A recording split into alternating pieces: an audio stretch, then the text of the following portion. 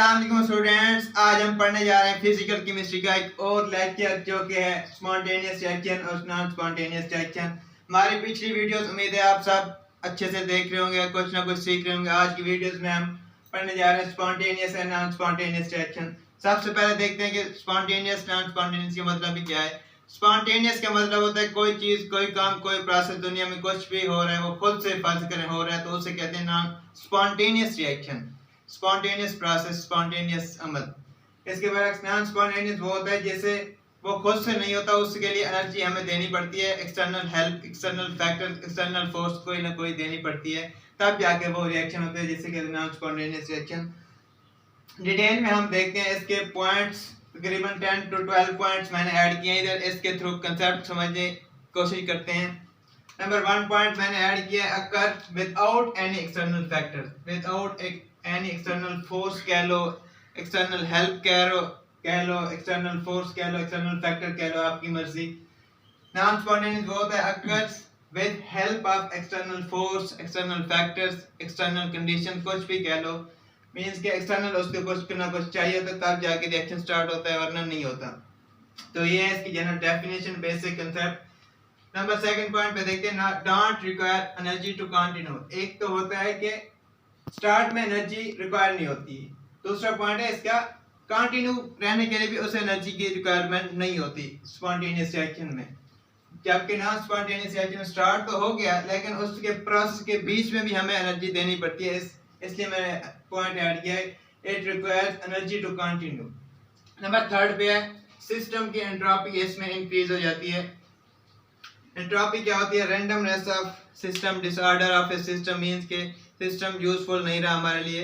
ये स्पॉन्टेनियस जैसे जैसे हो रहा है सिस्टम, सराउंडिंग की नहीं लिखा मैंने, सिस्टम लिखा। सिस्टम और सराउंडिंग में फर्क होता है। सिस्टम की एंट्रोपी इंक्रीज करती जाती है, मीन के सिस्टम मजीद ज्यादा रैंडम होता जाता है जैसे जैसे स्पॉन्टेनियस रिएक्शन होता जाता है।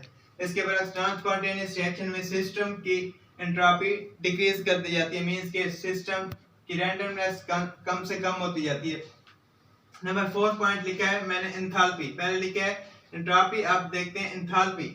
सिस्टम की एंथैल्पी कम हो जाती है। एंथैल्पी होती क्या है?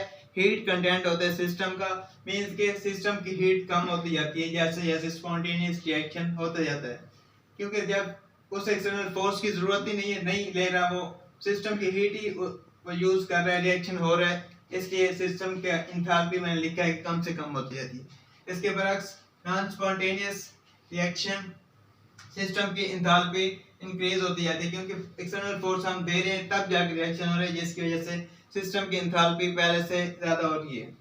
नंबर 5 पॉइंट मैंने लिखा है जी, जिसे कि गिब्स फ्री एनर्जी कहते हैं। उसका चेंज क्या होता है इसमें?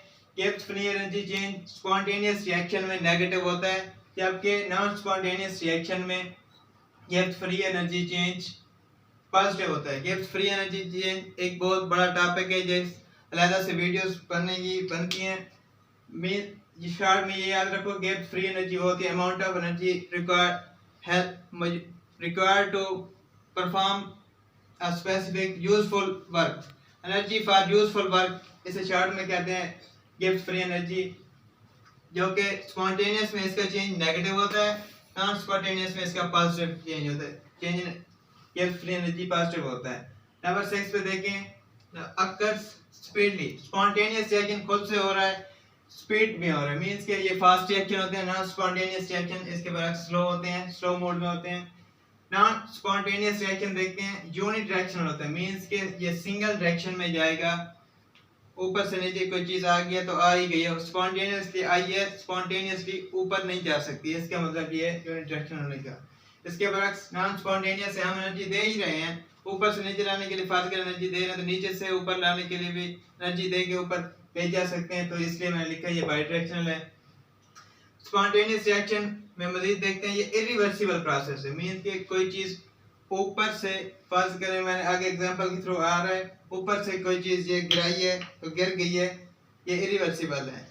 अब रिवर्सिबल में ये स्पॉन्टेनियस नहीं हो सकता, एनर्जी दूंगा तो ये चीज ऊपर उठाऊंगा, तो इसका ये मतलब इरिवर्सिबल का। इसके बरक्स नॉन स्पॉन्टेनियस रिएक्शन रिवर्सिबल भी हो सकते हैं, इरिवर्सिबल भी नॉन स्पॉन्टेनियस रिएक्शन होते हैं। नेचर में कुछ ऐसी एग्जांपल मौजूद हैं हमारे एटमॉस्फेयर में, जिसकी वजह से इसे लिखते हैं नॉन स्पॉन्टेनियस, दोनों को ऐड करते हैं, रिवर्सिबल भी हो सकते हैं, इरिवर्सिबल भी हो सकते हैं। एंड में देखते हैं इसके एग्जांपल के जो मशहूर एग्जांपल लिखी है मैंने आम तौर पर जो चलती है, flow of water from high level to low level. जैसा कि मैंने बोर्ड मार्कर का कैप गिराई है कि ऊपर से नीचे, ऐसे ही पानी, जैसे कहते हैं पानी अपना रास्ता खुद बनाता है, तो पानी ऊपर से नीचे हिफाजत करें, ये पानी है तो पानी ये ऊपर से नीचे खुद ही गए, ये तो मार्कर था। पानी के ऐसे एग्जांपल ऊपर से नीचे जब आता है तो कोई एनर्जी उसे रिक्वायर नहीं होती, वो है स्पॉन्टेनियस प्रोसेस। जबकि इसके बरक्स नॉन स्पॉन्टेनियस में देखेंगे पंपिंग ऑफ वाटर अपहिल। जैसा कि घरों में मोटर लगी होती है, पानी हमें नीचे से ऊपर ले जाने के लिए मोटर लगानी पड़ती है, वो मोटर नीचे से ऊपर पानी ले जाती है। जबकि इसके बरक्स अगर ऊपर ही हम बोर करवाएं तो उसके लिए हम मोटर नहीं लगवानी पड़ेगी, ऊपर से नीचे पानी खुद ब खुद आएगा, उससे कहते हैं वो होता है ऊपर से खुद ब खुद आना स्पॉन्टेनियस। जबकि पंपिंग ऑफ वाटर अपहिल हम कौन से एक्सटर्नल हेल्प की वजह से कर रहे हैं, तो ये नॉन स्पॉन्टेनियस प्रोसेस है। तो ये थी आज की हमारी video, spontaneous versus non spontaneous process reaction. उम्मीद है आप सबको समझ आ गई होगी। Thank you.